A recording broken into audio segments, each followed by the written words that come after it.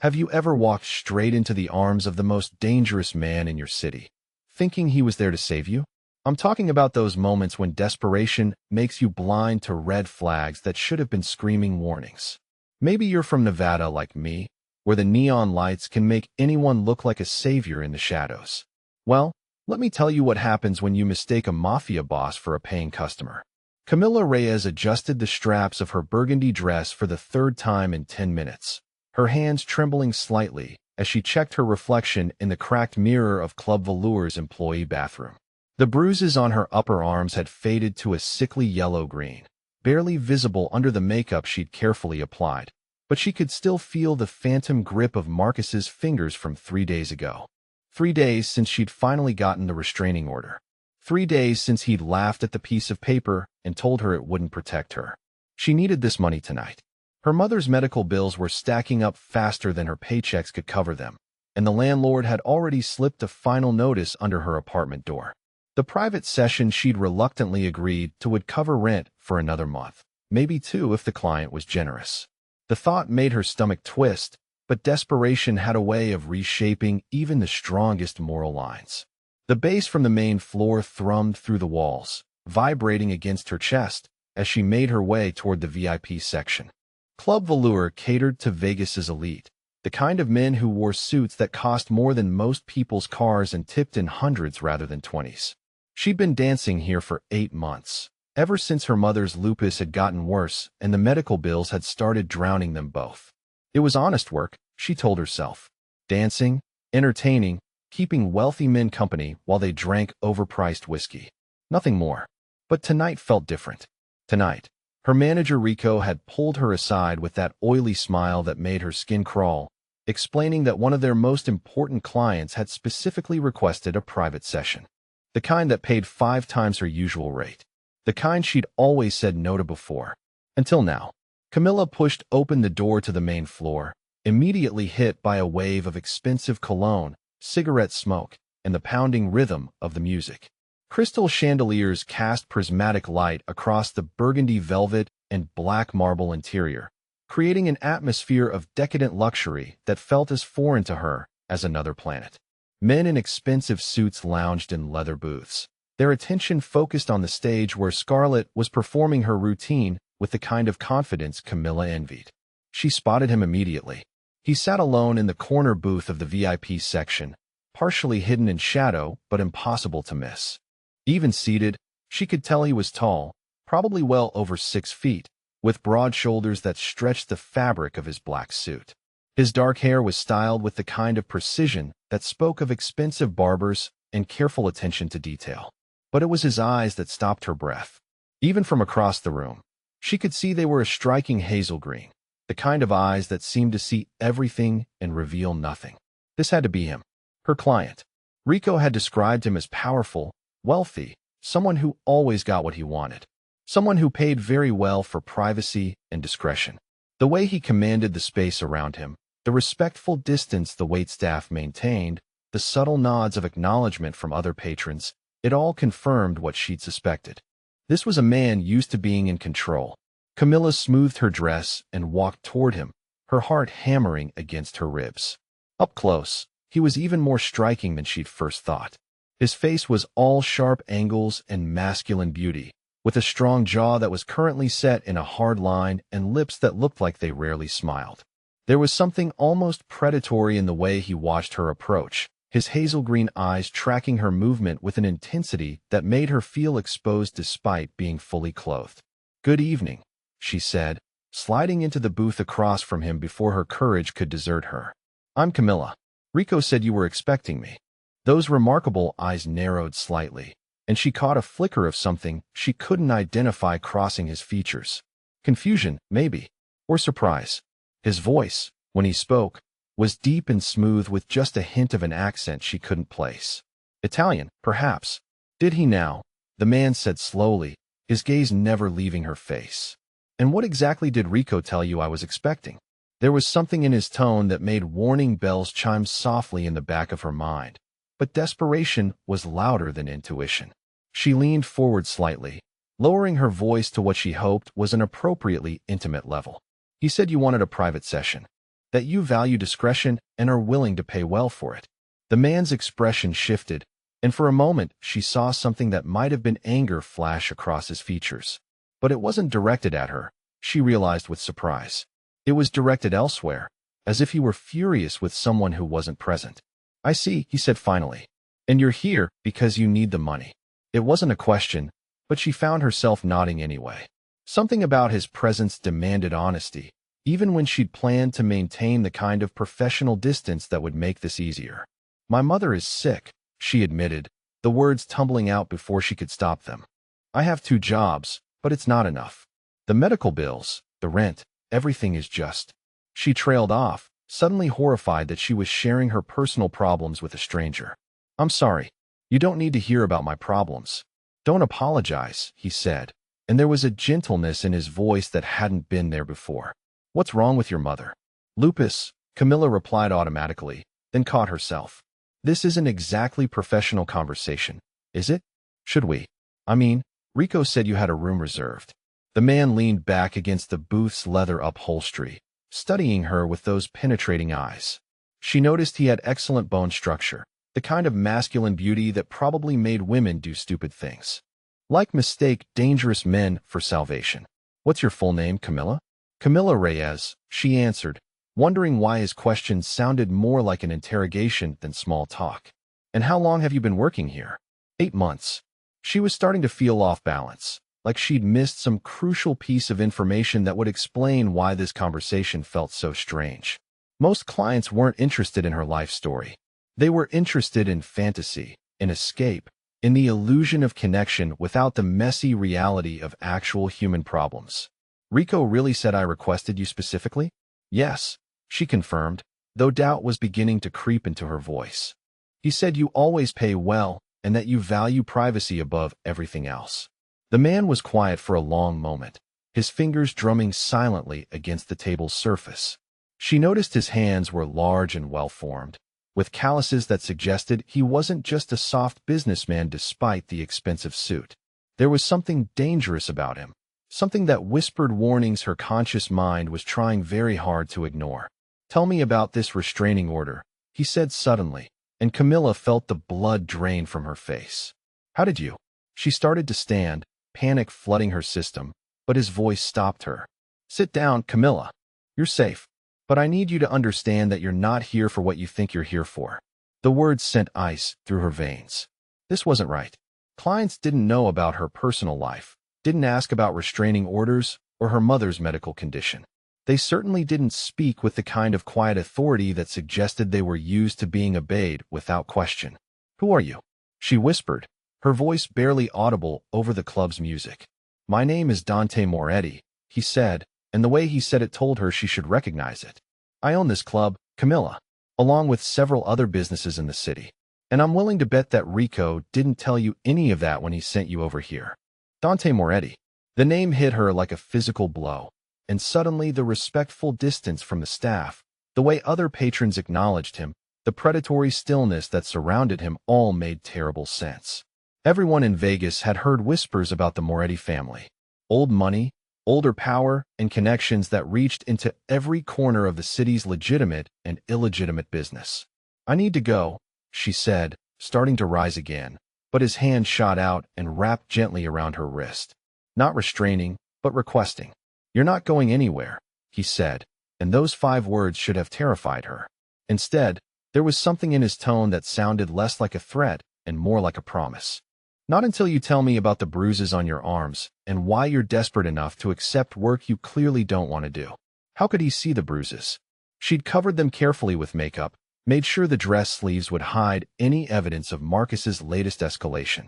But Dante was looking at her like he could see through every layer of concealer and carefully constructed composure.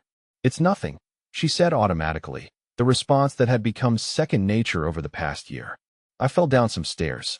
Dante's expression hardened, and for a moment she caught a glimpse of why people crossed the street to avoid the Moretti family.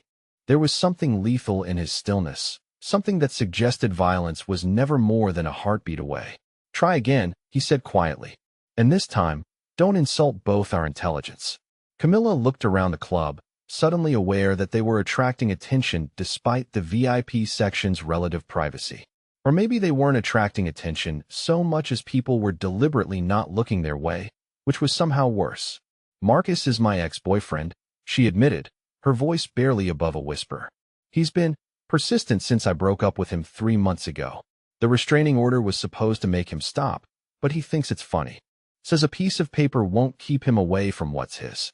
You're not his, Dante said, and there was steel in his voice that made something in her chest flutter with unexpected relief. Has he hurt you? The question was simple, but the weight behind it suggested her answer mattered more than it should to a stranger. Even a stranger who owned the club where she worked. He gets angry sometimes, she said carefully. When he drinks, or when I don't answer his calls fast enough, or when he sees me talking to other men. It's getting worse since the restraining order. Dante was quiet for several heartbeats, his hazel green eyes never leaving her face. She had the unsettling feeling that he was reading her like a book, seeing all the things she was trying not to say. Where do you live? He asked finally. Why? Because a man who ignores restraining orders isn't going to be deterred by locked doors or security systems. And because you're sitting in my club, desperate enough to accept work that makes you sick, because you're afraid of what happens if you can't pay your bills and disappear into a system that can't protect you. His assessment was so accurate it made her throat tight. How did he understand her situation so completely when she'd barely explained anything? I have an apartment in Henderson, she said. It's not much, but it's all I can afford. Not anymore, Dante said, and the finality in his voice made her stomach drop. You'll stay with me until this situation with Marcus is resolved. The words hit her like a thunderbolt. Stay with him? She didn't even know him, dangerous reputation aside. And men who offered protection usually wanted something in return, something she wasn't prepared to give. I can't do that, she said quickly. I don't even know you, and I can't afford to pay you back for that kind of help. I'm not asking you to pay me back, Dante replied. I'm telling you that you're not safe where you are, and I'm in a position to ensure your safety. Consider it a professional courtesy. Professional courtesy? What did that even mean in his world? I don't understand why you're offering to help me, she said honestly. We just met, and you don't owe me anything. Dante leaned forward, and suddenly the space between them felt charged with electricity. Up close, she could see gold flecks in his hazel green eyes, could smell his cologne mixed with something that was purely him. Something warm and masculine and dangerous.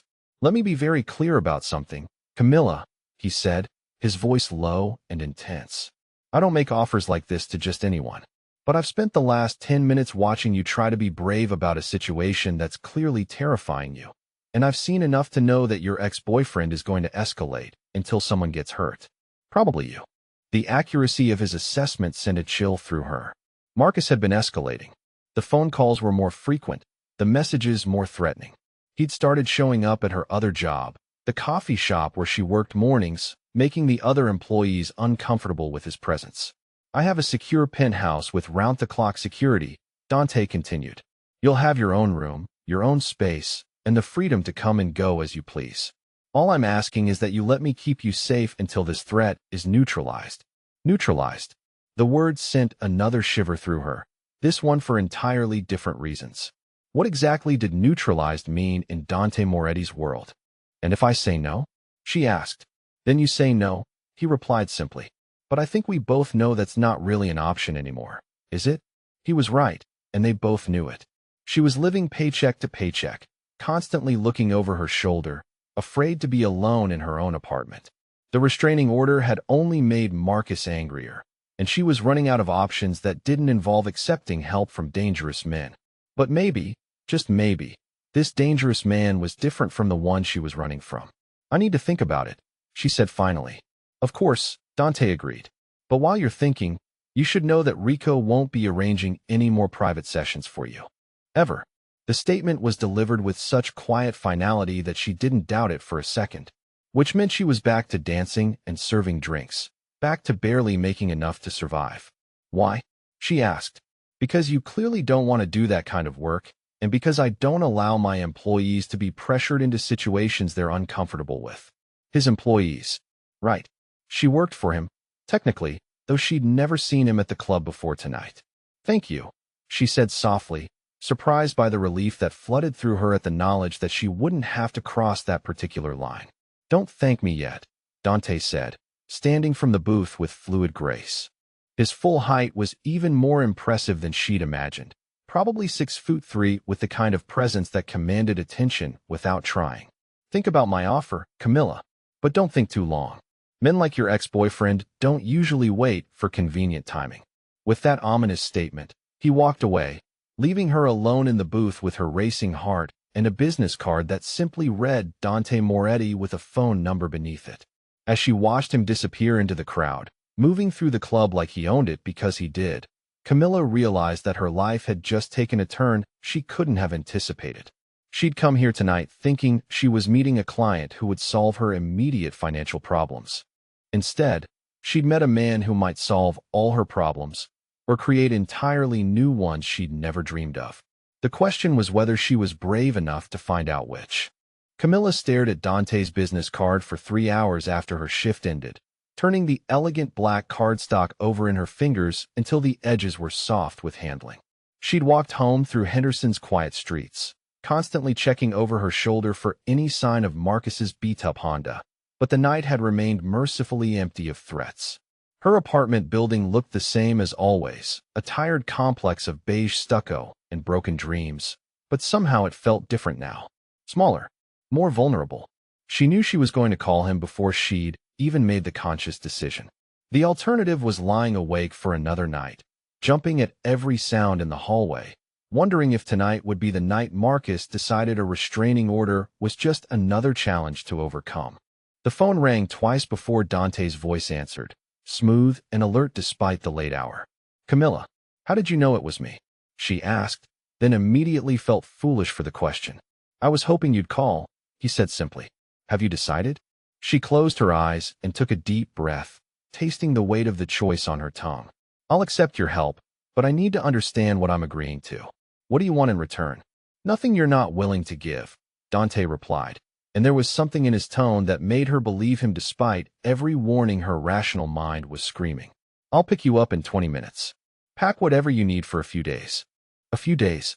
The words should have comforted her, suggesting this arrangement had boundaries, a clear endpoint. Instead, they made her stomach flutter with something that felt suspiciously like disappointment. 20 minutes later, she was waiting by her building's front entrance with a duffel bag containing her most essential possessions when a sleek black Mercedes pulled up to the curb. Dante emerged from the driver's seat, and seeing him outside the club's atmospheric lighting was like encountering him for the first time all over again. He moved with the kind of confident grace that suggested he was equally comfortable in boardrooms and back alleys, wearing dark jeans and a black sweater that emphasized the breadth of his shoulders. "Ready?" he asked, taking her bag without waiting for permission and stowing it in the car's trunk. The Mercedes's interior was all butter-soft leather and understated luxury, the kind of vehicle that cost more than most people made in a year. As they drove through Vegas's neon-bright streets toward the more exclusive neighborhoods, Camilla found herself studying Dante's profile in the dashboard's blue glow. There was something almost classical about his features, like he'd stepped out of a Renaissance sculpture. But the slight crook in his nose suggested he'd lived a life that wasn't all boardrooms and charity galas. "Tell me about your businesses," she said, needing to break the charged silence that had settled between them. "I own 3 restaurants, 2 nightclubs including Velour, and a construction company," Dante replied, his attention focused on navigating the late-night traffic. All completely legitimate enterprises with proper licensing and tax documentation. The emphasis he placed on legitimate made her wonder what other enterprises might exist without such documentation, but she decided some questions were better left unasked. "At least for now. How long have you lived in Vegas?" she asked instead. "I was born here," he said. "My family's been in Nevada for 3 generations. We started with a small restaurant in North Vegas and built from there." The way he said family carried weight, layers of meaning that spoke to connections and loyalties that went deeper than simple blood relations. She'd heard enough whispered stories about the Moretti family to know that their influence extended far beyond restaurants and nightclubs, but sitting next to Dante in the quiet intimacy of his car, those stories felt distant and unreal. They arrived at a high-rise building in Summerlin, all glass and steel reaching toward the desert stars. The penthouse elevator required a special key card, and as they rose 30 floors above the city, Camilla felt like she was ascending into another world entirely. The penthouse itself was stunning in its understated elegance. Floor-to-ceiling windows offered a panoramic view of Vegas's glittering sprawl, while the interior combined modern comfort with old-world sophistication. Rich hardwood floors, cream-colored furniture, and artwork that looked museum-quality created an atmosphere of refined luxury that made her acutely aware of her bargain store clothing and second-hand furniture existence. "This is beautiful," she said softly, moving toward the windows where the city spread out below them like a circuit board of light. "Thank you," Dante replied, setting her bag down near what appeared to be a guest bedroom. "You'll have this room and the bathroom next to it. The kitchen is fully stocked, and you're welcome to anything you find. There's a gym down the hall if you're interested, and a library on the other side of the living room." A library. When was the last time she'd had the luxury of reading for pleasure instead of necessity? "Where do you sleep?" she asked, then felt heat flood her cheeks at how the question sounded. "Master Suite is on the other side of the penthouse," Dante said, and if he was amused by her embarrassment, he was kind enough not to show it. "You'll have complete privacy." She nodded, exploring the guest room with wondering eyes. It was larger than her entire apartment, with a king-sized bed covered in what felt like Egyptian cotton sheets and a sitting area that looked out over the city. Her duffel bag looked ridiculously small and shabby in the room's elegant proportions. "Why are you doing this?"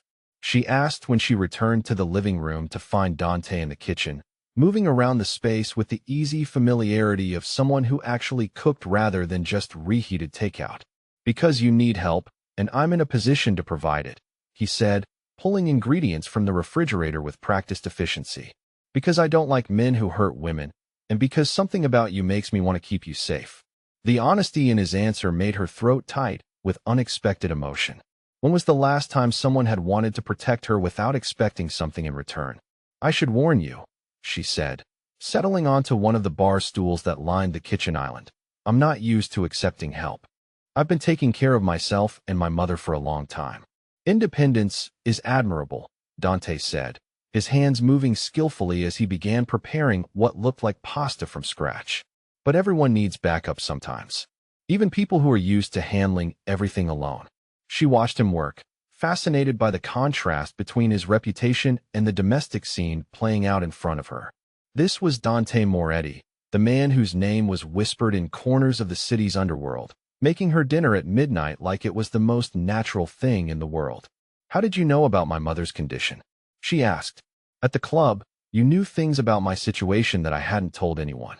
"I make it my business to know about the people who work for me," Dante replied, but there was something in his tone that suggested it went deeper than simple employer concern, especially when they're in trouble. "And Marcus? Do you know about him too?" Dante's hands stilled for a moment, and when he looked at her, there was something dangerous in his hazel green eyes. "I know that Marcus Chun has a history of domestic violence calls that somehow never result in charges. I know that he's been fired from 3 jobs in the past year for inappropriate behavior toward female coworkers. And I know that he's been escalating since he got the restraining order." The matter-of-fact way he delivered this information sent a chill through her. How much did Dante Moretti know about everyone in his orbit? And how had he gathered so much information so quickly? "You had him investigated," she said. "It wasn't a question. I had him researched," Dante corrected. "There's a difference. I needed to understand what kind of threat we're dealing with." "We." The casual use of the plural made something warm unfurl in her chest, a sensation she tried very hard to ignore. "What did you find?" she asked. "That he's dangerous, escalating, and unlikely to be deterred by legal measures," Dante said grimly.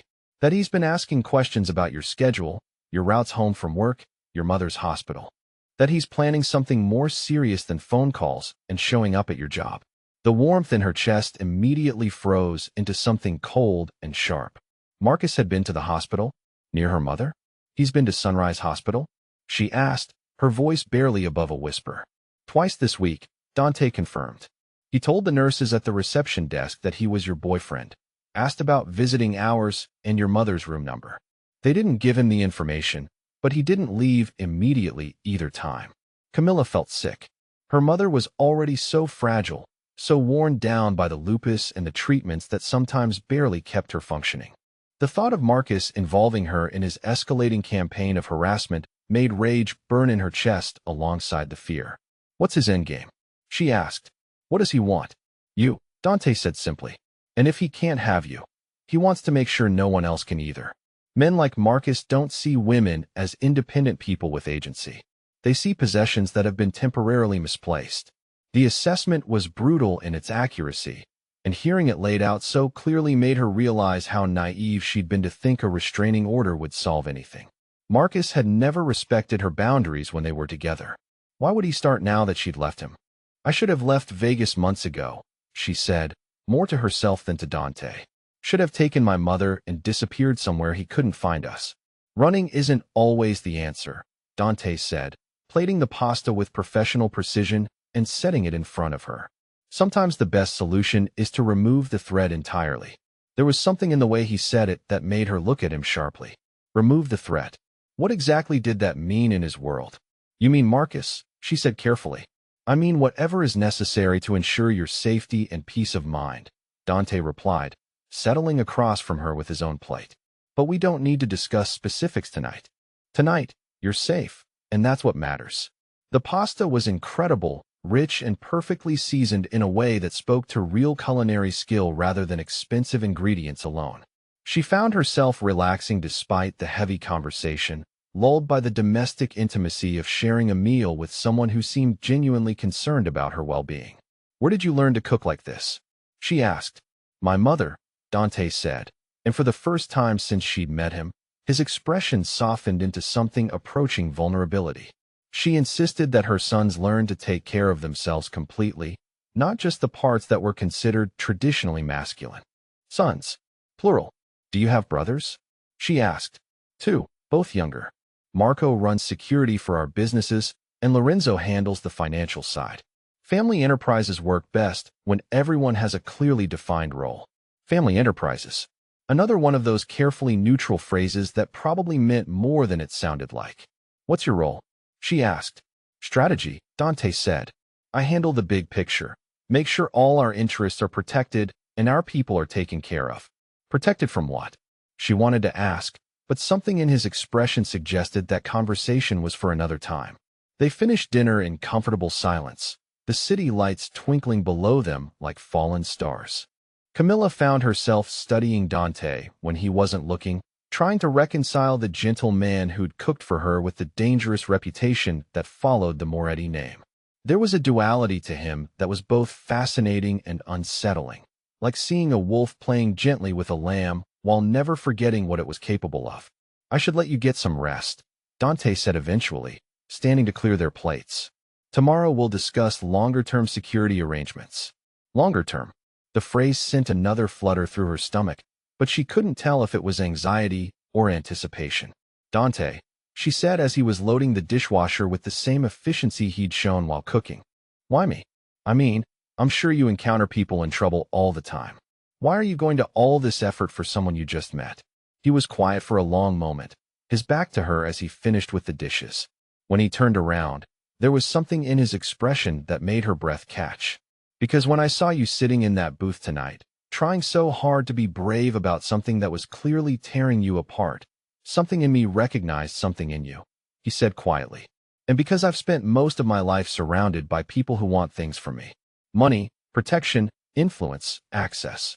You're the first person in a very long time who seems to want nothing more than to be left alone to live your life in peace." The honesty in his answer made her chest tight with emotion she wasn't prepared to examine too closely. "Thank you," she said softly, "for everything. I know I don't deserve this kind of help." "You deserve to be safe, Camilla," Dante said, and the quiet conviction in his voice made her believe it might actually be true. "You deserve to sleep through the night without checking the locks twice and jumping at every sound in the hallway." The fact that he understood her nightly routine so perfectly made her realize how transparent her fear must have been. How long had she been walking around wearing her terror like a second skin? As she got ready for bed in the luxurious guest bathroom, Camilla caught sight of herself in the mirror and barely recognized the woman looking back at her. For the first time in months, Her shoulders weren't hunched with tension, and there wasn't that constant watchful alertness in her eyes that had become her default expression. She felt safe. The realization should have been purely relief, but there was something else mixed in with the gratitude. Something that felt dangerously close to attraction to the man who'd made this sanctuary possible. As she slipped between sheets that probably cost more than her monthly rent, Camilla tried to remind herself that this was temporary. That Dante Moretti was helping her out of kindness, not because he was interested in her romantically. That she couldn't afford to complicate this arrangement by developing feelings for a man whose world was so far removed from hers they might as well be living on different planets. But as sleep finally claimed her, the last thing she remembered was the way his hazel green eyes had softened when he'd looked at her, and the gentle competence of his hands as he'd taken care of her in ways no one had for longer than she could remember. For the first time in months, Marcus felt like a distant threat rather than an immediate danger. And for the first time since she'd met him, Dante Moretti felt like something much more complicated than her protective benefactor. Camilla woke to the smell of coffee and something that might have been fresh bread, sunlight streaming through windows that faced east over the city's sprawling valley. For a disoriented moment, she couldn't remember where she was. The luxury of Egyptian cotton sheets and the absence of her upstairs neighbor's screaming baby, creating a cognitive disconnect that left her blinking at an unfamiliar ceiling. Then memory returned in a rush. Dante's penthouse. Safety. The first full night's sleep she'd had in months. She found him in the kitchen, already dressed in dark slacks and a white button-down shirt that emphasized the breadth of his shoulders, reading something on his phone while steam rose from a coffee mug at his elbow. He looked up when she appeared, and the way his hazel green eyes warmed when they landed on her made something flutter in her chest that had nothing to do with gratitude. "Good morning," he said, and his voice was rougher than usual, like he'd just woken up despite being clearly ready for the day. "How did you sleep?" "Better than I have in months," she admitted, accepting the mug of coffee he poured for her with hands that still moved with that efficient grace she was beginning to associate with everything he did. "Thank you." The coffee was perfect, rich and smooth with just a hint of sweetness, and she realized he'd somehow intuited exactly how she liked it without asking. "I have a meeting this morning," Dante said, leaning against the kitchen island in a way that brought him closer to where she stood. "Luca will be here within the hour to introduce himself and go over security protocols with you." "Luca?" "My second-in-command," Dante explained. "He handles day-to-day security for all our operations. You'll be working with him to coordinate your schedule, transportation, anything that involves leaving the building." The casual way he mentioned security protocols reminded her that this wasn't just a generous offer of temporary housing. She was under protection, which meant there were threats serious enough to require professional management. "What kind of meeting?" she asked, then immediately felt intrusive for the question. Dante studied her for a moment, as if weighing how much to share. "Business expansion," he said finally. "We're considering acquiring some properties in Henderson, and there are zoning issues that need to be resolved." Henderson, where she lived, or had lived until last night. The coincidence felt too convenient to actually be coincidental. "Properties near my apartment?" she asked. "Among other locations," Dante confirmed, and something in his tone suggested this wasn't entirely about business expansion. Before she could ask more questions, the elevator chimed, and a man emerged who looked like he could have been Dante's younger brother if not for the entirely different energy he projected. Where Dante was contained control and quiet power, the newcomer radiated barely leashed intensity, like a guard dog bred for protection rather than companionship. "Luca Santini," the man said, extending a hand that engulfed hers completely. "It's a pleasure to meet you, Miss Reyes." Despite his intimidating presence, there was genuine warmth in his greeting, and Camilla found herself relaxing slightly as they settled in the living room with their coffee. "Dante tells me you've been having some trouble with an ex-boyfriend," Lucas said without preamble. "I've reviewed the file, and I have some recommendations for managing the situation." The file. Right. She kept forgetting that her personal life had apparently become a matter of professional interest. "What kind of recommendations?" she asked. "Enhanced security at the hospital where your mother is receiving treatment. For starters," Luca replied, pulling out a tablet and swiping through what looked like detailed surveillance reports. "Marcus Chun made contact with 2 staff members yesterday, claiming to be your current boyfriend and expressing concern about visiting restrictions. Camilla felt the blood drain from her face. He'd actually spoken to people at the hospital, people who took care of her mother? What did they tell him? She asked, her voice barely above a whisper. Nothing, Luca assured her quickly. Hospital policy is strict about patient information, and your mother's medical team has been briefed about the situation.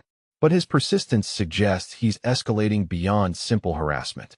Dante, who had been quietly observing the conversation while finishing his coffee, set down his mug with controlled precision that somehow conveyed more menace than if he'd slammed it onto the table. What's your assessment of his next move? Dante asked Luca, and there was something in his tone that made Camilla's skin prickle with awareness of exactly how dangerous these two men could be when properly motivated.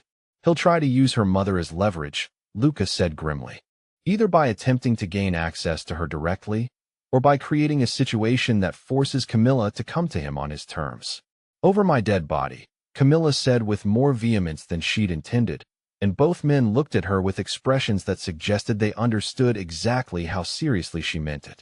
That's what we're trying to avoid, Dante said gently, which is why Luca is going to coordinate with the hospital's security team to ensure your mother's protection, and why we're going to move her to a private facility that specializes in lupus treatment with significantly better security protocols. Move her? But she's been at Sunrise for 2 years. She knows all the nurses. Her doctors understand her case. The words tumbled out before she could stop them, the familiar panic of having important decisions made without her input flooding her system. The new facility has some of the best autoimmune specialists in the Southwest, Lucas said, his voice gentle despite his intimidating appearance. Your mother will receive better care in an environment that's completely secure. And the transfer can happen today, before Marcus has a chance to escalate further. Today? Camilla felt like the ground was shifting beneath her feet, everything changing too quickly for her to process. How much is this going to cost? Because I can't afford private facilities, and I won't accept that kind of charity. It's not charity, Dante said, standing and moving to where she sat on the couch with liquid grace that reminded her of a predator closing distance. It's an investment in neutralizing a threat to someone under my protection. Someone under his protection. The phrase sent warmth through her chest that she tried very hard to ignore, focusing instead on the practical implications of what they were suggesting. I need to see her first, she said. Before any transfer happens, I need to make sure she's comfortable with the change and that she understands what's happening. Of course, Dante agreed. We'll go together this morning, after my meeting concludes. The easy assumption that he would accompany her, that her problems had somehow become his problems, should have bothered her more than it did. Instead, she found herself grateful for his steady presence in a situation that felt increasingly out of control. Lucas spent the next hour walking her through security protocols that seemed both comprehensive and slightly surreal. Transportation would be coordinated through his team, her work schedule would be adjusted to minimize predictable patterns, and her communication with the outside world would be monitored for any signs that Marcus was attempting to make contact. When Dante returned from his meeting 3 hours later, he found her in his library, curled in a leather armchair with a book of poetry that she'd discovered among the surprisingly eclectic collection. She'd expected business texts and financial journals, not Pablo Neruda and Maya Angelou. Find something interesting? He asked, settling into the chair across from her with the kind of comfortable familiarity that suggested this was a regular part of his routine. I'm surprised by your taste in literature, she admitted. This doesn't seem like typical CEO reading material. My mother was a literature professor before she married my father, Dante said, and there was something in his voice that caught her attention. She believed that understanding human nature through art was just as important as understanding it through business. She died when I was 17, Dante replied quietly. Cancer. It was unexpected. The pain in his voice was carefully controlled, but she could hear it underneath the neutral tone, and something in her chest tightened with sympathy for the 17-year-old boy who had lost his mother too young. I'm sorry, she said softly. That must have been devastating.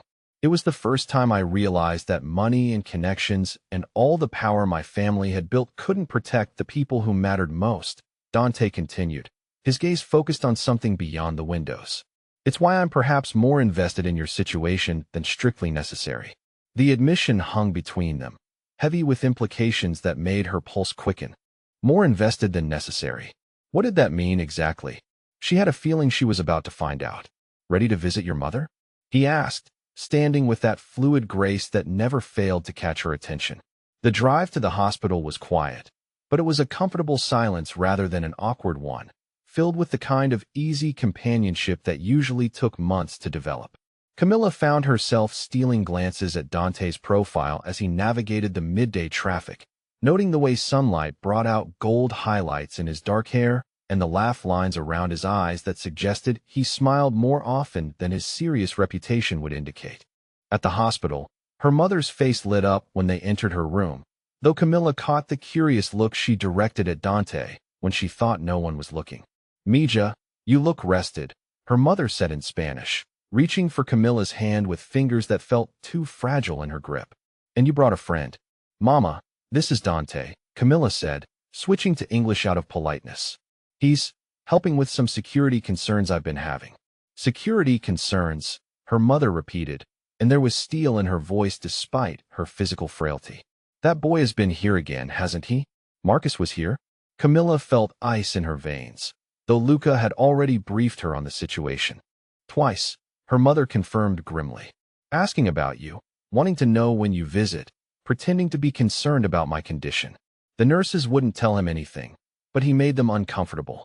Dante stepped forward slightly, and Camilla noticed how he positioned himself between her mother and the door without making it obvious.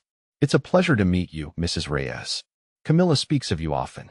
Her mother studied him with the sharp intelligence that Lupus had never been able to touch, taking in his expensive clothes, his confident bearing, and the way he seemed to command the space around him even in a hospital room.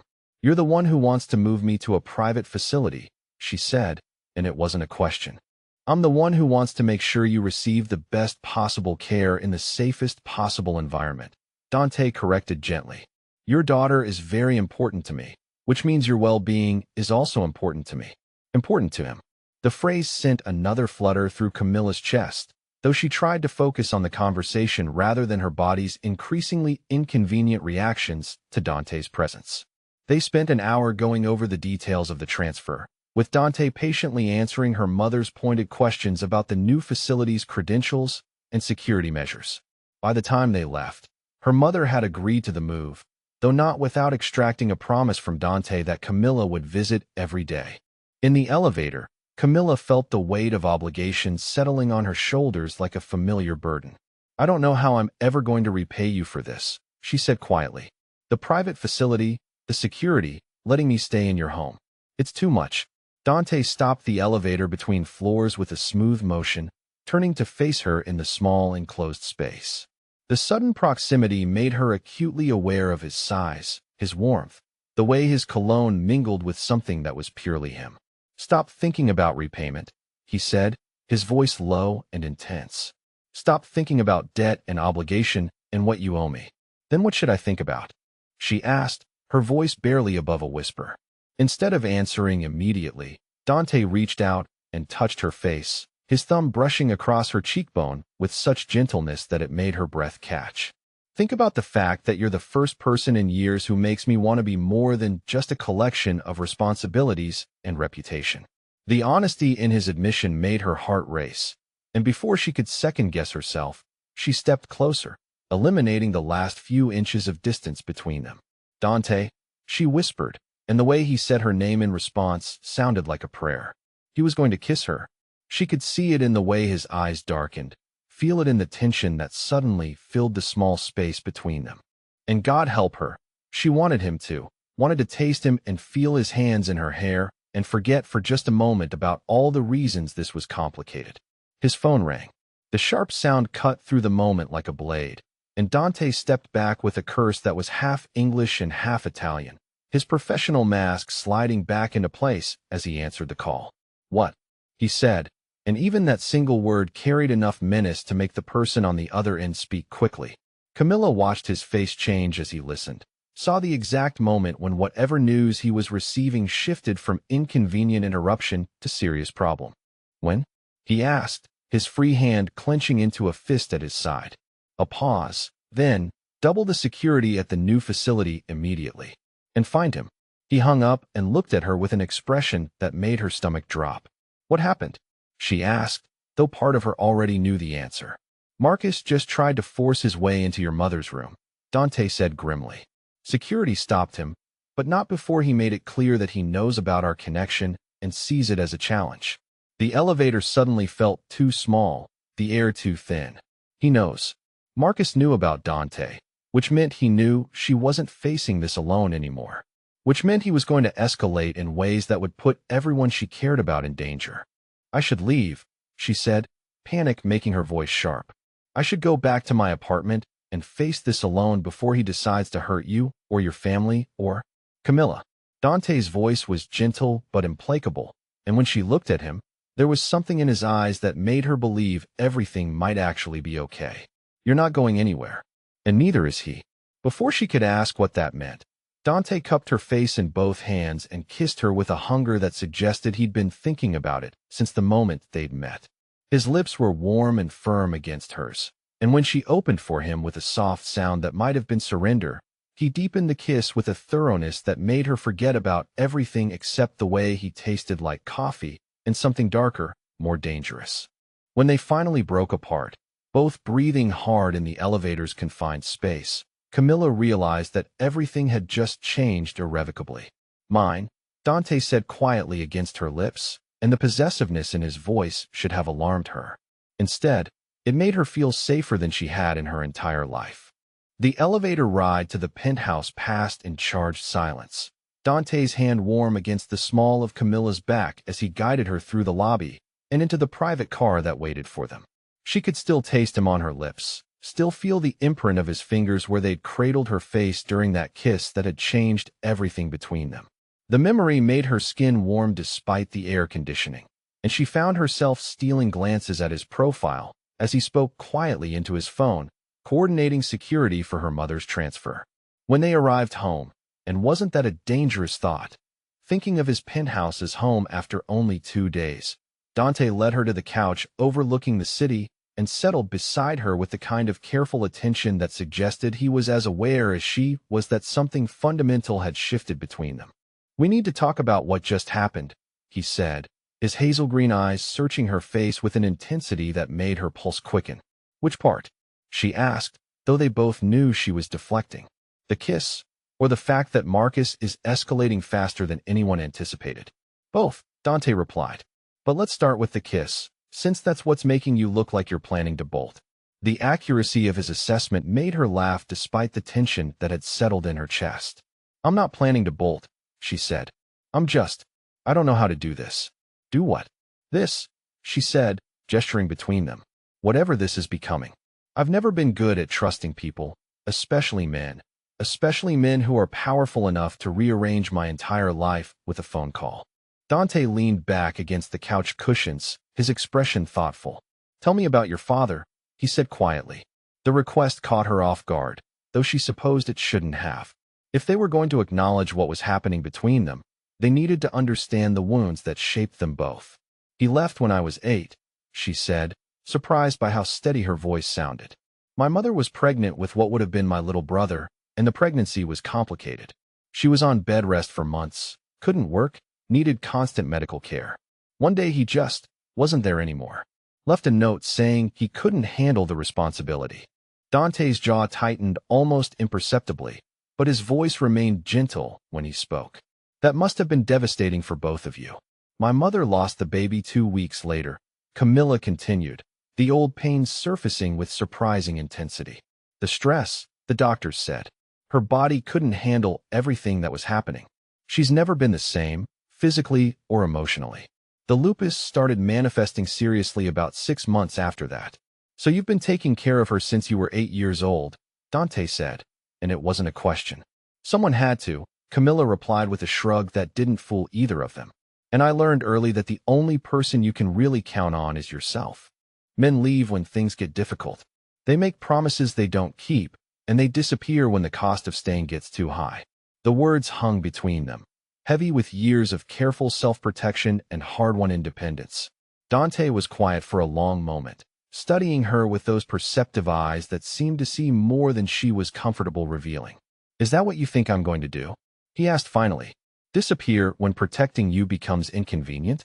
The question was fair, and she owed him honesty. I don't know, she admitted.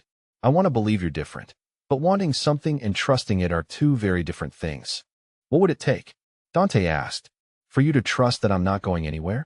Before she could answer, his phone rang again, and the familiar spike of anxiety shot through her as she watched his expression shift while he listened to whoever was on the other end. When? He asked, his voice taking on that edge of controlled violence that reminded her exactly how dangerous he could be when properly motivated. A pause, then no? Absolutely not. Double the security around Sophia and bring her here immediately. Sophia, Camilla's best friend, the only person besides her mother who'd stayed constant through all the chaos of the past year. Ice flooded her veins as she realized what the phone call meant. He has Sophia? She asked as soon as Dante hung up, though she already knew the answer from his expression. Marcus grabbed her as she was leaving her apartment this morning, Dante said grimly. Left a message with her roommate that if you want to see her again, you'll meet him alone at the Warehouse District in Henderson. Tonight at midnight. The Warehouse District. Empty, isolated, the kind of place where screams wouldn't carry and bodies could disappear without witnesses. Exactly the kind of location a man like Marcus would choose for a final confrontation. I have to go, Camilla said, already rising from the couch, but Dante's hand on her wrist stopped her. No, he said, and there was steel in his voice that brooked no argument. You're not going anywhere near that meeting. She's my best friend, Camilla said, her voice rising with panic and frustration. She's only involved in this because of me, because Marcus is trying to get to me through the people I care about. I won't let him hurt her. And I won't let him hurt you, Dante replied, standing as well and moving closer with that predatory grace that reminded her of exactly what he was capable of. This is what he wants, Camilla. He's counting on your guilt and your need to protect the people you love to make you do something stupid. So what's your solution? She demanded, fear making her voice sharp. Let him kill her while we sit here safely in your fortress? The accusation hit its mark. She could see it in the way Dante's eyes flashed, but when he spoke his voice remained carefully controlled. My solution is to extract Sophia safely while eliminating the threat that put her in danger in the first place, he said, which requires patience, planning, and professional execution, not emotional reactions that play directly into his hands. Professional execution. There it was again, that careful language that meant violence without saying it directly. How? She asked.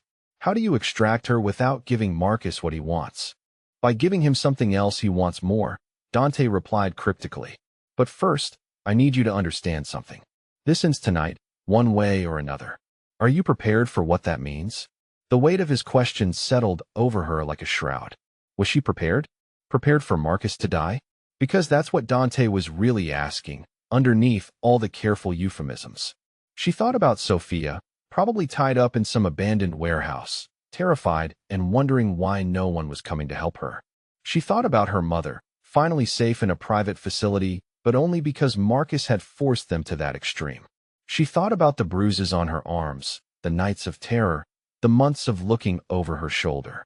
Yes, she said quietly. I'm prepared. Something shifted in Dante's expression, a satisfaction that spoke to respect for her strength rather than approval of violence for its own sake. Good, he said, because I need you to stay here while Luca and I handle the extraction. This isn't about excluding you from decisions about your own life. It's about making sure you're safe while we end this permanently. The distinction mattered, she realized. He wasn't making decisions for her so much as creating space for her to survive what came next. What if something goes wrong? She asked. What if Marcus hurts Sophia before you can get to her? Then we deal with the consequences, Dante said simply. But sitting around imagining worst-case scenarios won't help anyone. He was right, and they both knew it.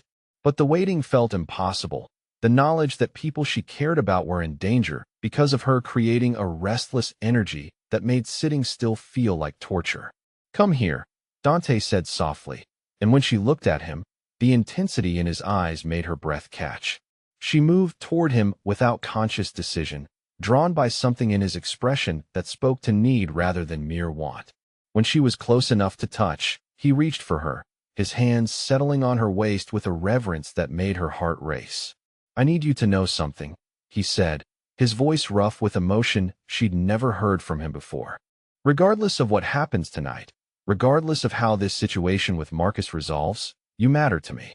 Not as someone under my protection, not as a responsibility I've taken on, but as a woman I'm falling for harder and faster than I have any right to. The confession hit her like a physical blow, stealing her breath with its raw honesty. Falling for her. Not just attracted to, not just protective of, but falling for in the way that meant forever if she let it.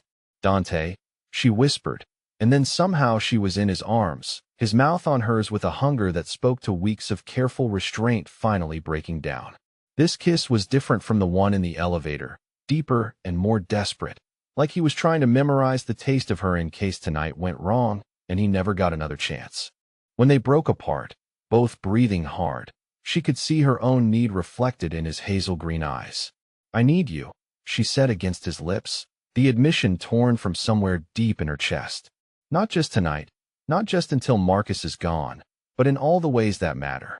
The words seemed to break the last of his restraint, and suddenly they were moving toward his bedroom, hands tangling in clothing and hair, months of careful distance collapsing into urgent need. When he laid her down on his bed, the city lights streaming through floor-to-ceiling windows, she felt like she was exactly where she belonged for the first time in her life. What followed was unlike anything she'd experienced before. Dante made love to her like she was precious, his hands and mouth mapping every inch of her skin with a reverence that made her feel beautiful and desired and cherished all at once.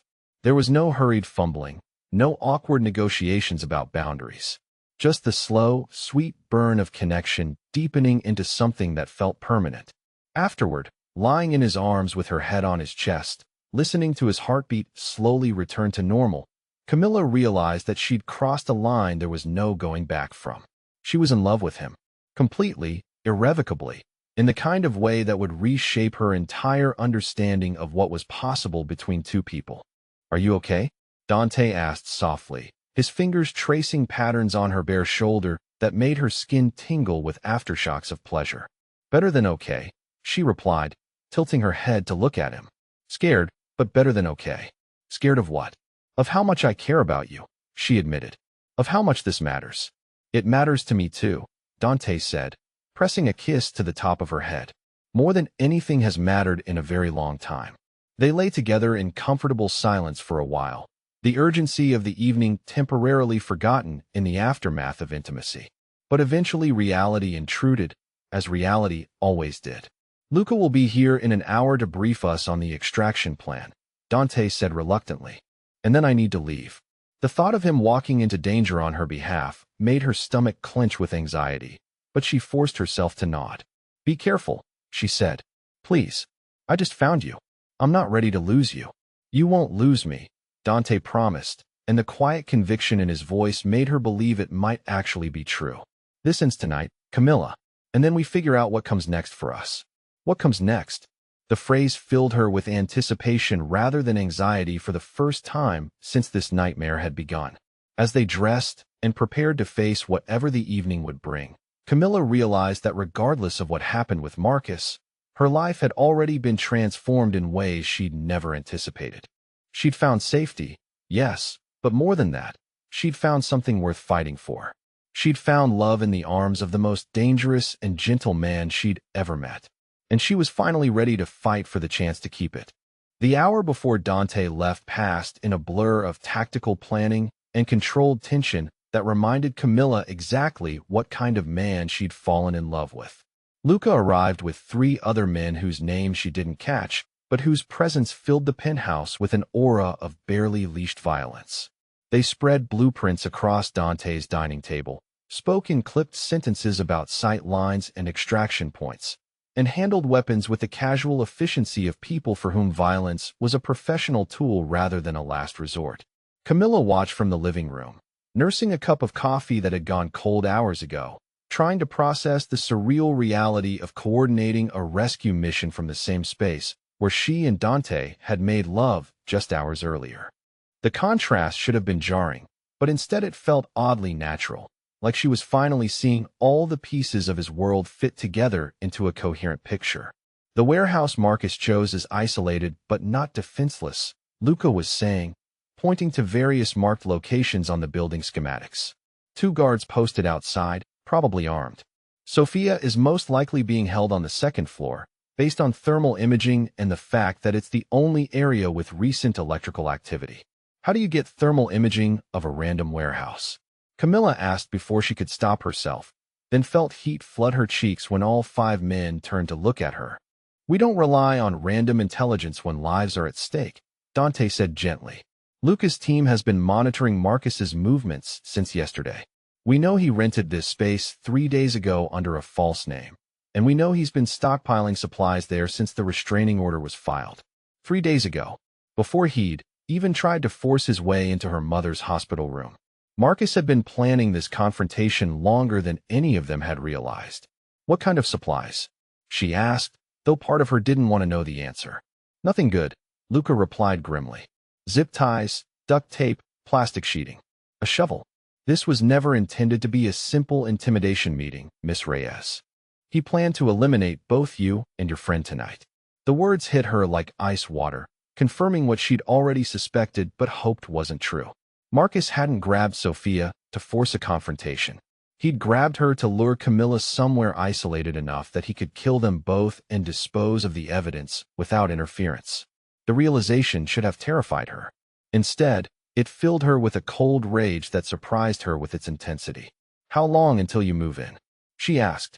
20 minutes, Dante replied, checking his watch with the kind of precise timing that spoke to extensive experience with operations like this. We give Marcus just enough time to get comfortable. Then we extract Sophia while neutralizing the threat. Neutralizing the threat. Everyone in the room understood what that meant, and no one pretended otherwise. Dante walked over to where she sat, settling beside her on the couch with the same careful attention he'd shown all evening. You understand that I can't let him walk away from this, he said quietly. Not after what he's done, and especially not after what he was planning to do. I understand, she replied, and meant it. The thought of Marcus dying didn't fill her with satisfaction, but it didn't fill her with horror either. Mostly, she just wanted it to be over. Wanted to stop looking over her shoulder, stop jumping at unexpected sounds, stop living in a constant state of hypervigilance that was exhausting in ways she was only beginning to understand. I need you to promise me something, Dante continued, taking her hands in his with a gentleness that contrasted sharply with the tactical discussion that had been taking place at his dining table. If something goes wrong tonight, if this doesn't end the way we're planning, I need you to let Luca get you somewhere safe and stay there until the situation is completely resolved. You're not going to get hurt, she said firmly, because the alternative was unthinkable. You're going to rescue Sophia, deal with Marcus, and come home to me. That's the only acceptable outcome. The certainty in her voice seemed to surprise them both, and Dante's expression softened into something that looked like wonder. Come home to you, he repeated quietly. I like the sound of that. So do I, she admitted. More than I probably should after knowing you for less than a week. Time doesn't matter when you recognize something that's meant to be, Dante said, leaning forward to kiss her with a sweetness that made her heart ache. This, us, it's meant to be. I've never been more certain of anything in my life. The conviction in his voice made something tight in her chest finally relax. Whatever happened tonight, whatever came after, she wasn't facing it alone anymore. When Dante and his team left 40 minutes later, the penthouse felt enormous and unnaturally quiet. Camilla tried reading, tried watching television, tried everything she could think of to distract herself from imagining all the ways the rescue could go wrong. Nothing worked. Every minute felt like an hour. Every sound from the street below made her heart race with hope that they were returning. She was pacing in front of the floor-to-ceiling windows when her phone rang. Dante's name on the screen sent relief flooding through her system, followed immediately by anxiety when she realized he probably wouldn't be calling unless something had changed. We have Sophia, he said as soon as she answered, and the tension in her shoulders disappeared so quickly it made her dizzy. She's safe. Minor injuries, mostly dehydration and fear, but nothing that won't heal. Thank God, Camilla whispered, sinking onto the couch as her legs suddenly felt too weak to support her. Is she? How is she handling it? She's asking for you, Dante replied. We're bringing her to the penthouse now. She'll need medical attention and probably some time to process what happened, but she's going to be fine. And Marcus? The question felt necessary, even though she wasn't sure she wanted to hear the answer. Marcus won't be a problem anymore, Dante said, and his voice was carefully neutral in a way that told her everything she needed to know. The situation has been resolved permanently. Resolved permanently. Marcus was dead, and the threat that had been hanging over her life for months was finally, definitively over. She should feel something more dramatic, she thought. Relief, yes, but also grief or horror or some kind of complex emotional reaction to the knowledge that a man she'd once cared about, however briefly, was gone forever. Instead, she mostly felt tired. Tired and grateful and ready to start the rest of her life. Are you okay? She asked, because that mattered more than any abstract moral considerations about violence and justice. I'm okay, Dante confirmed. We'll be there in 15 minutes. When Sophia stumbled through the penthouse door 20 minutes later, supported by Luca's surprisingly gentle grip, Camilla felt tears spring to her eyes at the sight of her friend's pale but determined face. I'm going to kill him myself if I ever see him again, Sophia said as soon as she was settled on the couch with a blanket and a cup of tea, apparently unaware that the threat had already been neutralized. That psychotic bastard kept talking about you like you were his property, like taking you away from that life you'd built with some kind of romantic gesture instead of kidnapping and attempted murder. It's over, Camilla said softly, taking her friend's hands and noting with anger the rope burns around her wrists. Marcus is never going to hurt anyone again. Something in her tone made Sophia look at her sharply. Over how? The kind of over where you don't have to worry about him showing up at your apartment or following you to work or making threatening phone calls, Camilla replied. The permanent kind of over. Sophia was quiet for a moment, processing the implications. Good, she said finally. I know that probably makes me a terrible person, but good. The world is safer without him in it. It doesn't make you terrible, Dante said from the doorway, where he'd been quietly observing their reunion. It makes you realistic about what kinds of people can be reasoned with, and what kinds can't. He looked tired, Camilla realized, studying his face for signs of injury or distress. There was a smudge of something that might have been dirt or blood on his shirt, and his hair was disheveled in a way that spoke to physical exertion, but he seemed unharmed. Are you hurt? She asked, rising from the couch and moving toward him with the kind of automatic concern that felt like it had always been part of her. Nothing significant, Dante replied, wrapping his arms around her with a fierceness that suggested the evening had affected him more than he was letting on. Just grateful to have you both safe. They stood like that for a long moment, holding each other in the quiet aftermath of violence, and Camilla realized that this was what security felt like. Not just the absence of threat, but the presence of someone who would fight to protect the people and things that mattered. Luca arranged for Sophia to stay in one of the guest suites at a hotel downtown, with security and medical care and anything else she needed to recover from her ordeal. After she left, promising to call in the morning, Camilla and Dante found themselves alone in the penthouse that had become their sanctuary. It's really over? She asked, curling against him on the couch where this had all started less than a week ago. It's really over, Dante confirmed, his fingers combing through her hair with the kind of absent tenderness that made her feel cherished. Marcus is gone, your mother is safe and receiving excellent care, and you never have to be afraid again. The magnitude of that statement hit her like a physical force. Never have to be afraid again. After months of constant vigilance, constant anxiety, constant awareness that danger could materialize at any moment, the concept of genuine safety felt almost too good to believe. What happens now? She asked. Do I go back to my apartment? Go back to dancing at the club? Try to pretend this week never happened? Is that what you want? Dante asked, and there was something careful in his voice that made her look at him more closely.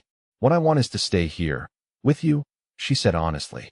What I want is to wake up in your bed every morning and fall asleep in your arms every night and build something real with the man who saved my life in more ways than I can count. But I don't want to stay because I'm grateful or because I feel like I owe you something. I want to stay because I love you. The words hung between them, heavy with the weight of everything they meant. Love. She'd said it. Finally, the truth that had been building in her chest since that first night when he'd cooked for her with such careful attention to her comfort. I love you too, Dante said, and the quiet conviction in his voice made her heart race with joy. I love your strength and your loyalty and the way you refuse to let difficult circumstances make you bitter or small. I love how you take care of everyone around you even when you're barely keeping yourself afloat. I love the way you make me want to be the kind of man who deserves someone like you. The confession was more than she'd dared hope for, more honest and vulnerable than she'd expected from a man who kept so much of himself carefully controlled. So what does that mean? She asked. For us, I mean. For what comes next? It means you don't go back to dancing unless you want to, Dante said, his hands framing her face with the same reverence he'd shown the first time he'd kissed her. It means I help you find work that makes you happy instead of just pays the bills. It means we figure out how to blend your life with mine in ways that honor who you are while keeping you safe. It means I spend the rest of my life making sure you never regret trusting me with your heart. The rest of his life. The phrase filled her with warmth that had nothing to do with physical attraction and everything to do with the promise of forever with a man who understood her in ways she'd never imagined possible. I want all of that, she said softly. Every bit of it. Then you'll have it, Dante promised, sealing the words with a kiss that tasted like new beginnings and happily ever after. Later, lying in his arms in the bed that was becoming theirs rather than just his, Camilla reflected on how completely her life had changed in less than a week. She'd gone from dancing for strangers and living in constant fear to being loved by a man who would move heaven and earth to protect her happiness. It should have felt too fast, too intense, too good to be true. Instead, it felt like coming home after a lifetime of wandering. Are you happy? Dante asked sleepily, his voice rough with exhaustion and satisfaction. Happier than I ever thought possible, she replied, and meant every word. Outside their windows, Las Vegas sparkled in the desert night, full of dreams and possibilities and second chances. Inside their sanctuary, two people who had found something worth fighting for settled into sleep, safe in the knowledge that tomorrow would bring new adventures instead of new fears. The nightmare was finally over. The fairy tale was just beginning. 6 months later, Camilla woke to the sound of rain against floor-to-ceiling windows and the warm weight of Dante's arm around her waist, his breathing deep and even against her neck. The penthouse had become home in ways she'd never imagined possible, filled with small touches that spoke to their life together. Her books mixed with his on the library shelves, her coffee mug sitting next to his in the kitchen cabinet, photographs of their travels to Sicily, to meet his extended family scattered across side tables alongside pictures of her mother at her new assisted living facility. Everything felt settled in a way that should have made her restless, given her history of never staying in one place long enough to put down roots. Instead, she found herself treasuring the routine they'd built together, the comfortable rhythms of a relationship that had moved from desperate attraction to genuine partnership. Good morning, beautiful, Dante murmured against her shoulder, his voice rough with sleep in the way that still made her pulse quicken after all these months. Good morning yourself, she replied, turning in his arms to study his face in the gray morning light. Sleep well? Better when you're here, he said, pressing a kiss to her forehead that was sweet rather than sensual. Which is always, fortunately. The casual certainty in his voice made her heart flutter the same way it had that first night when he'd promised she wouldn't lose him. Some promises, she'd learned, were worth believing. What's on your schedule today? Dante asked, his fingers tracing lazy patterns on her bare shoulder as they settled into their usual morning ritual of planning their separate but intertwined days. 3 private lessons this morning.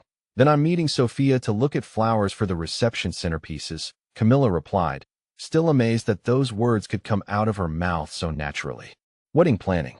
Her wedding planning, with a man who'd somehow made forever feel like a gift rather than a burden. The dance studio had been Dante's idea, presented to her 3 months after Marcus's death, when she'd admitted that going back to Club Velour felt impossible despite the financial necessity. Instead of the exotic dancing that had paid her bills, she now taught ballet and contemporary dance to teenagers whose parents could afford private lessons, rediscovering the joy and movement that had drawn her to dance in the first place. And you? She asked. Meetings with the City Planning Commission about the Henderson properties? Dante nodded, though his expression suggested he found municipal politics significantly less engaging than his other business ventures. The legitimization of the family holdings was an ongoing project, moving money and influence into enterprises that would bear scrutiny rather than avoid it. It was painstaking work, but necessary for the kind of future they wanted to build together. Then dinner with your mother, he continued. She's been asking about the wedding venue photos, and I promised to bring them by tonight.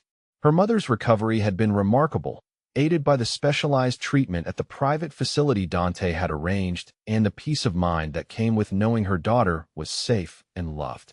The assisted living community was beautiful, filled with other older women who appreciated her mother's sharp wit and artistic sensibilities, and for the first time in years, Camilla didn't feel guilty about not being able to provide every single thing her mother needed. She'll want to plan the entire reception herself if we're not careful, Camilla warned, though her tone was fond rather than frustrated. Yesterday, she called to suggest we hire a mariachi band for the cocktail hour. I like your mother, Dante said with a grin that transformed his usually serious face into something boyishly charming. If she wants mariachi, we'll have mariachi. That's exactly the kind of attitude that's going to get us in trouble, Camilla replied, but she was laughing as she said it. 6 months ago, the idea of her mother having opinions about her wedding would have been fantasy. Now it was just another beautiful complication in a life that had become rich with possibilities. They made breakfast together with the easy coordination that came from months of shared mornings, Dante handling the coffee, while Camilla prepared fresh fruit and toast. The domestic routine should have felt mundane compared to the dramatic intensity of their beginning, but instead it felt like luxury. The ability to move through ordinary moments without hypervigilance, without checking locks and scanning for threats, was still novel enough to feel precious. Sophia arrived just as they were finishing breakfast, breezing through the penthouse door with the kind of comfortable familiarity that spoke to how completely she'd been integrated into their lives. The trauma of her kidnapping had faded over the months, helped by therapy and the knowledge that the threat was permanently neutralized, leaving her with a renewed appreciation for life and an almost militant dedication to ensuring her best friend's happiness. Please tell me you've made decisions about something, Sophia said without preamble, settling at the kitchen island with a tablet full of wedding planning documents. Because I swear, if you make me look at one more venue that might work or cake flavor that could be good, I'm going to plan this entire wedding myself, and you'll get married whether you like the choices or not. We've made decisions, Camilla protested, though even she had to admit their approach to wedding planning had been somewhat leisurely. Choosing a date is not the same as making decisions about the actual wedding, Sophia replied firmly. Which, by the way, is now only 4 months away, in case you'd forgotten. For months, the timeline should have felt stressful, but instead it filled Camilla with anticipation. For months, until she could officially call Dante her husband, until the life they'd built together gained the legal and emotional weight of formal commitment. We've been enjoying the engagement, Dante said diplomatically, reaching for Camilla's hand with the kind of casual affection that still made her heart skip. And we wanted to make sure your mother was fully recovered before we started planning anything too elaborate. It was true, but it was also an excuse, and they all knew it. The real reason they'd been slow to plan specifics was that the engagement itself felt so perfect they were reluctant to change anything about their current situation. Living together, building their businesses, blending their families and friend circles, it all felt like they were already married in every way that mattered. Well, she's recovered enough to have very strong opinions about floral arrangements, Sophia said dryly. She called me yesterday to suggest peonies and demanded to know why we hadn't consulted her about the color scheme. What did you tell her? Camilla asked, though she was smiling at the image of her mother taking charge of wedding details with characteristic determination. That her daughter is apparently too in love to focus on practical matters and needs maternal intervention before she ends up getting married in a courthouse wearing whatever she happens to have in her closet, Sophia replied. Which, knowing you, is probably exactly what would happen if left to your own devices. There are worse things than courthouse weddings, Dante said mildly, but his eyes were dancing with amusement. Though I admit I prefer something that gives our families a chance to celebrate properly. Their families. The phrase still sent warmth through Camilla's chest when she thought about how naturally she'd been absorbed into the Moretti clan. Dante's brothers treated her like a sister. His extended family had welcomed her with the kind of fierce loyalty that protected as well as embraced, and even the more questionable members of his business associates had learned to show her the respect that came with being under Dante's protection. Fine, Camilla said with mock resignation. We'll make decisions today. All of them. Flowers, menu, music, everything. Will that satisfy your need for organization? It's a start, Sophia replied, but she was grinning as she said it. And I've already made a list of vendors who can work with our timeline, so we're not starting from scratch. They spent the morning making wedding decisions with surprising efficiency, and by lunch they had chosen flowers, finalized the menu, and selected music that would blend Camilla's Puerto Rican heritage with Dante's Italian background in ways that honored both families. It felt good to make concrete plans, to transform their abstract commitment into something tangible and real. When Sophia left that afternoon, arms full of vendor contracts and timeline spreadsheets, Camilla found herself alone in the penthouse for the first time in weeks. The space felt peaceful rather than empty, filled with the accumulated memories of months of happiness and the promise of years to come. She was curled in the library reading when Dante returned from his meetings, and the way his face lit up when he saw her reminded her all over again why she'd fallen for him so completely. How did the venue planning go? He asked, settling beside her on the oversized chair that had become their favorite reading spot. We're getting married at Villa do Amore in the spring, with the reception on the terrace overlooking Lake Las Vegas, Camilla replied. Sophia says it's romantic enough to satisfy even her most demanding standards. And what do you think? Dante asked, because her opinion was always the one that mattered most to him. I think I'm marrying the man I love in a place that's beautiful enough to match how happy I feel, she said simply. Everything else is just decoration. The honesty in her answer made Dante's expression soften into something that looked like wonder, even after all these months together. I love you, he said quietly. More every day, in ways I didn't know were possible. I love you too, Camilla replied, leaning into his embrace with the kind of complete trust that had taken her months to develop. Thank you for being patient while I learned how to accept love without waiting for it to disappear. Thank you for teaching me that love is worth any amount of risk, Dante said, pressing a kiss to the top of her head. I spent so many years thinking that caring too much was a liability in my world. You showed me it was actually the only thing that made any of it worthwhile. They sat together in comfortable silence, watching the sun set over the desert through windows that no longer represented the border between safety and threat. Outside was just the world, full of possibilities and adventures they would face together. Do you ever think about children? Dante asked eventually, his voice carefully neutral in a way that suggested the question mattered more than he was letting on. All the time, Camilla admitted. I think about little girls with your eyes and little boys with my stubborn streak. I think about teaching them to dance and watching you teach them whatever mysterious skills you learned from your father. I think about having a family that's built on choice rather than just biology. The vision she painted made Dante's arms tighten around her with emotion that spoke to shared dreams and compatible futures. How many? He asked, and she could hear the smile in his voice. At least 2, she said. Maybe 3.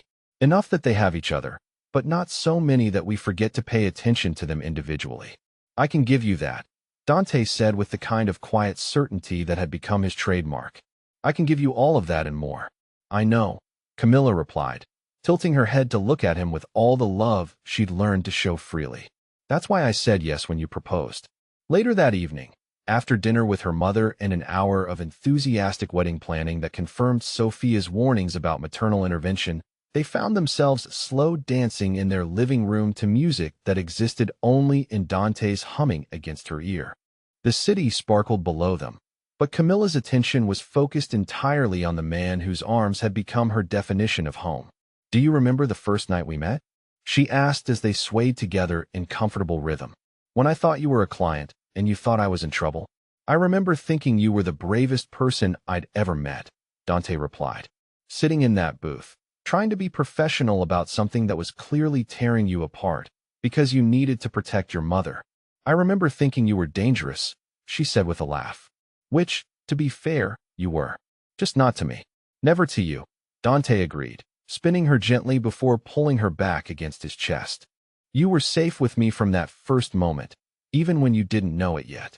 Best mistake I ever made, Camilla said softly. Walking up to the wrong man in that club. Not a mistake, Dante corrected, his lips brushing against her temple. Fate. Everything that happened, everything that brought you to me, it was all meant to be. As they danced together in the space that had become theirs, surrounded by the life they'd built from the ashes of her old fears, Camilla realized he was probably right. The desperation that had driven her to accept work she didn't want, the terror that had made her trust a dangerous stranger, even the threat that had forced them into proximity long enough for love to grow, it had all been necessary steps on the path that led to this moment. Have you ever found love in the most unexpected place? Maybe you were running from something that felt overwhelming, something that made you feel like you had no choices left, and suddenly there was someone who changed everything? Someone who made you realize that the thing you thought would break you actually led you to exactly where you belonged? I'd love to hear about those moments when life surprised you with something beautiful just when you needed it most. She was no longer the desperate woman who'd approached the wrong man in a club 6 months ago.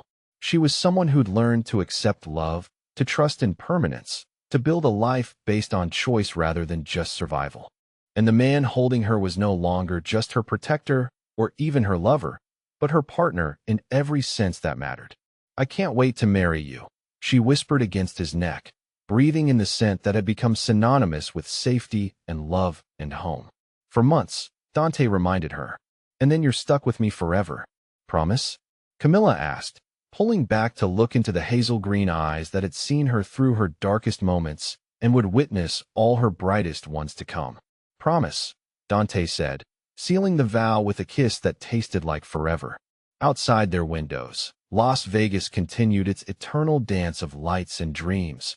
But inside their sanctuary, two people who had found something worth fighting for continued their own private celebration of a love that had transformed them both. The music played on, and they kept dancing, safe in each other's arms and certain of the future they would build together. Some fairy tales, Camilla thought as Dante spun her one more time. Begin with the most dangerous possible mistake and end with the safest place in the world. Theirs was that kind of story, and they were just getting started.